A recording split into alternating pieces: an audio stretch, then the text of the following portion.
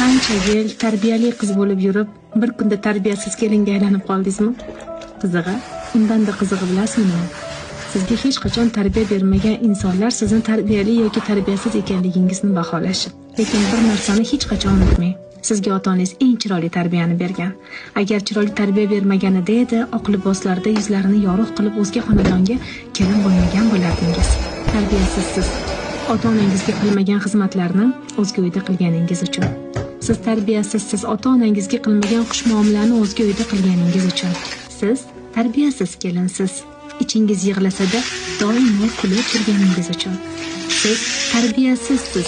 Qadringiz yer bilan polmol bo'lsa-da farzandlaringiz uchun sabr qilib yashayotganingiz uchun. Bugun sizni tarbiyasiz kelin deya aytayotgan bo'lsalar, hech ham bu gapga ishonmang. Hech bir ota-ona o'z farzandiga yomon tarbiya bermaydi. Insonni vaziyatlar, muhitlar, insonlar yomon tarbiyali insonga aylantiradilar.